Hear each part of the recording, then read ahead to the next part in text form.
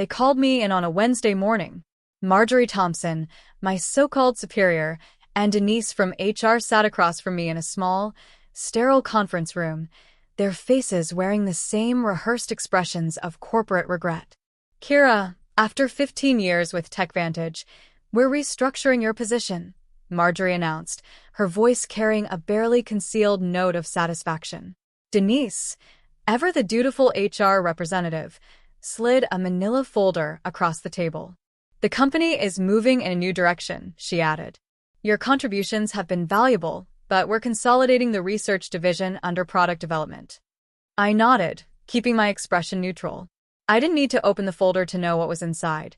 2 weeks of severance for every year I had given them, 3 months of health coverage, and a list of career counseling resources I would never use. I completely understand, I said evenly. Relief flashed across their faces.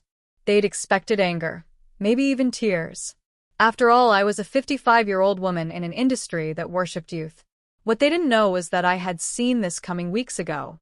Ever since a misdirected email landed in my inbox last month, outlining their plans to push me out while quietly absorbing my work, I had been preparing for this moment.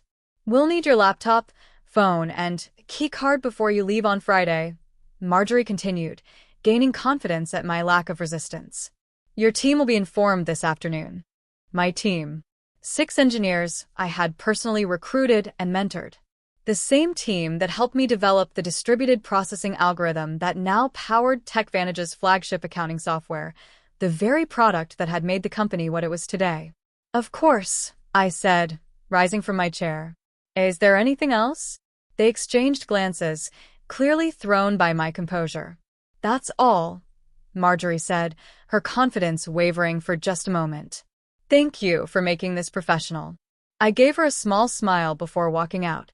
As I passed the executive conference room, I caught a glimpse of Victor Lawson, TechVantage's CEO, standing in front of a PowerPoint presentation labeled Q3 Revenue Projections. He was animated, gesturing toward a slide that showcased my algorithm, my work, my sleepless nights, my innovation, all while referring to me as one of our research team members. I pulled out my personal phone and sent a text. Asterisk, it's happening. Friday is my last day. Asterisk. The response came immediately. Asterisk, perfect timing. Contracts are ready. Dinner tonight to finalize details. Asterisk. I smiled. They thought they had won. They had no idea what was coming. That evening, I met Gregory Sullivan at Meridian, an upscale restaurant far from TechVantage's headquarters. Greg, the CEO of Precision Systems, TechVantage's biggest competitor, knew the value of discretion. He had reserved a private dining alcove in the back, shielded from prying eyes by elegant Japanese screens. As soon as I sat down, he shook his head. I can't believe they're actually doing this.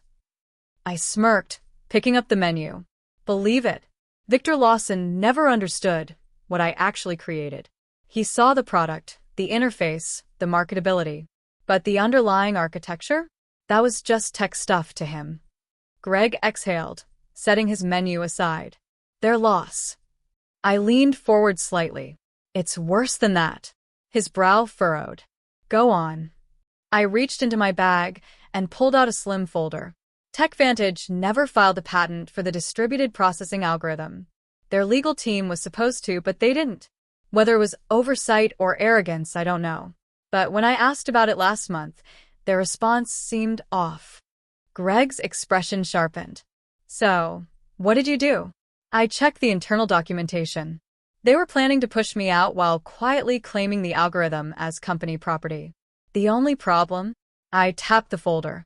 They never actually owned it. His eyes gleamed with interest. I started refining the algorithm on my own time, using my own resources. My new version improves processing efficiency by 43%, a game changer. I filed for a patent last month, in my name, with all the necessary documentation proving I developed it outside of company time. It was approved last week. Greg sat back, letting out a low whistle. So TechVantage's entire flagship product runs on an algorithm they don't even own? I nodded. And starting Monday, they'll find out. A slow smile spread across his face. Kira, You just handed me the best opportunity I've had in years. He reached into his own briefcase and slid a contract across the table. Let's make it official. I opened the folder, scanning the key points: 7-figure signing bonus, substantial equity in Precision Systems, and exclusive rights to my patent. Greg watched me carefully. I want you as our Chief Innovation Officer. We'll integrate your algorithm into our next-gen products and TechVantage. They'll either pay for a license or scramble to build something from scratch. I picked up the pen and signed. Monday was going to be fascinating. Thursday and Friday passed in a blur of exit interviews, transition meetings, and polite goodbyes. I stayed professional, as expected, leaving behind detailed transition notes, documenting every process and every project I had worked on. Not out of kindness, this was evidence, proof that I had acted in good faith, while TechVantage had not. By Friday afternoon, I found myself back in the same conference room where they had so neatly dismantled my career just 2 days ago. Denise from HR sat across from me, shuffling papers, checking boxes. You understand that any intellectual property developed during your employment remains the property of TechVantage, she stated, sliding a non-disclosure agreement across the table. I picked up the pen and paused just long enough to make my point. Of course. Anything developed on company time, using company resources, belongs to TechVantage. The slight emphasis on company time went unnoticed by Denise, who was too busy finalizing my departure. But I knew the truth. The patent was mine, and by Monday they would know it too. After the final signatures were in place, I headed back to my office to pack. It was strange, boxing up 15 years of my life. Conference badges, industry awards, a coffee mug my team had gifted me last Christmas. I was wrapping up an old plaque when I heard the sound of heels clicking against the floor. Marjorie Thompson leaned casually against the doorframe, her expression carefully crafted. Just wanted to check that everything's clear for your departure, she said, watching me place the last few items into a cardboard box. Crystal clear. You know, Kira, these decisions are never personal, she continued, her voice dripping with artificial sympathy. Victor just feels the company needs to move in a younger direction. I turned to face her fully, meeting her gaze. I understand completely. Something in my tone made her pause. A flicker of uncertainty crossed her face, but she quickly dismissed it. What could a soon-to-be unemployed 55-year-old woman possibly do? Feigning concern, she asked, "Will you be taking some time off?" I smiled. Actually, I already have something lined up. I start Monday. Her expression faltered.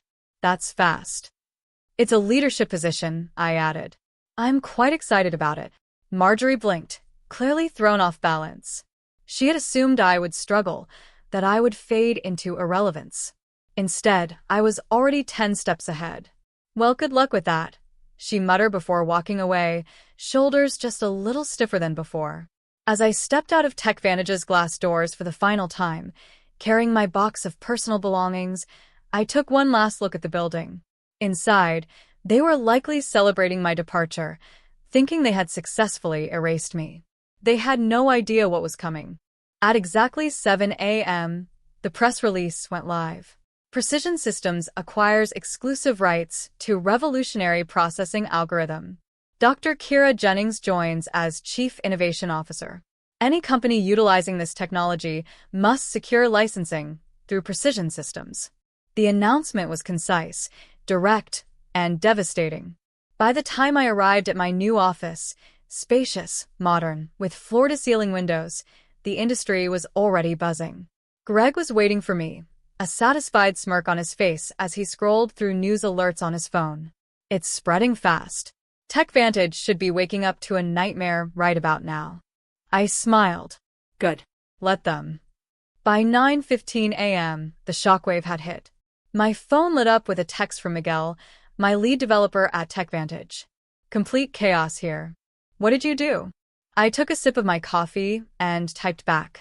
Check your personal email. Offers are waiting. Within minutes, 6 notifications popped up, my team responding to my offer. Every single one of them had accepted. Meanwhile, back at TechVantage, Victor Lawson and his executive team were spiraling. The scheduled Monday morning meeting had turned into an emergency crisis session. Legal was digging through my old employment contract, trying to find a loophole. The CFO was frantically calling investors, attempting to stop the bleeding. None of it would work. At 12 p.m., the stock market delivered its verdict. TechVantage, down 7%. Precision Systems, up 12%. I leaned back in my chair, watching as the headlines rolled in. TechVantage in crisis after losing key patent. Industry shakeup. How one engineer outplayed a tech giant. And then, the inevitable. My phone buzzed with an email notification. From Victor Lawson. Subject: urgent, please call me. Kara. There appears to be a misunderstanding regarding your recent move to Precision Systems. I'd like to discuss this personally at your earliest convenience. Please call me as soon as possible. I stared at the email for a moment, then forwarded it straight to my new legal team. No response. No explanation. Let them sweat. By Tuesday morning, the cracks in TechVantage's foundation had turned into gaping fractures. Investors panicked as the stock continued to slide. Major clients, ones that had relied on my algorithm, were suddenly questioning TechVantage's future. By noon, 2 of them had already reached out to Precision Systems, inquiring about switching over. Miguel kept me updated from the inside. Legal team is scrambling. Rumors are flying that they might sue you. I barely blinked at the message. I forwarded it to Precision Systems' legal team. Their response was immediate and confident. Let them try. Your documentation is airtight. 3 years of logs, timestamps, and proof that my refinements had been developed outside company time. Using my personal equipment, it was all ironclad. TechVantage had no case. By Wednesday, the collapse had accelerated. 2 major clients officially terminated their contracts, signing with Precision Systems instead. The news hit TechVantage like a sledgehammer. The office was in chaos. Employees were updating their LinkedIn profiles, polishing resumes, quietly reaching out to recruiters. The writing was on the wall. Victor Lawson, still in denial, called for an emergency all-hands meeting. We will rebuild, he assured them. This company was never dependent on one person. Miguel, now fully on board with Precision Systems, sent me the reaction from inside. Nobody believes him. He's saying they can rebuild the algorithm in 6 months. We all know it took you 3 years. I laughed. If they thought they could reverse engineer my work in half a year, they were delusional. By Friday, TechVantage had officially entered full-blown crisis mode. The stock had dropped 23% in a single week. The board was in meltdown, desperate to salvage what was left. That afternoon, Miguel and the rest of my former team handed in their resignations, together. The knowledge drain is massive, his final message read. They don't even know where to start. I leaned back in my chair, watching as the empire that had tried to erase me crumbled under its own arrogance. By Monday morning, TechVantage finally broke. The board had no choice but to take action. Victor Lawson was out, forced to resign in disgrace. Marjorie Thompson followed, quietly dismissed under the pretense of leadership restructuring. Their arrogance had cost the company everything. At 9 a.m., I received an email from Richard Donovan, the newly appointed interim CEO. Unlike Victor's desperate plea the previous week, this message was professional, direct, and, most importantly, respectful. Subject: licensing agreement discussion. Dr. Jennings, I've been brought in to help TechVantage navigate this situation. We recognize the oversight and would like to discuss a fair licensing arrangement for your patented technology. We're prepared to publicly acknowledge your contributions and make amends for past missteps. Please let me know a time that works for you.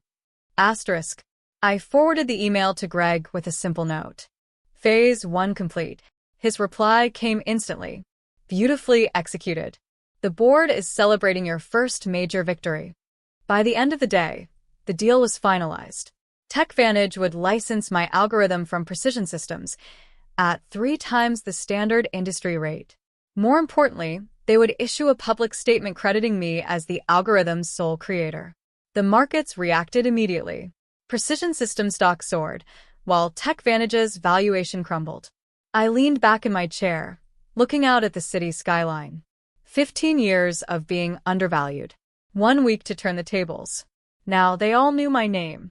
1 year later, I stood on the stage at the National Technology Innovation Conference, staring out at an audience filled with industry leaders, aspiring engineers, and journalists. A year ago, I had attended this same conference as a forgotten name buried in TechVantage's research department, watching from the back while Victor Lawson took credit for my work. Not this time. And now, please welcome our keynote speaker, Dr. Kira Jennings, Chief Innovation Officer at Precision Systems and the creator of the revolutionary distributed processing algorithm. The applause was overwhelming as I stepped up to the podium. Thank you, I began, scanning the faces before me.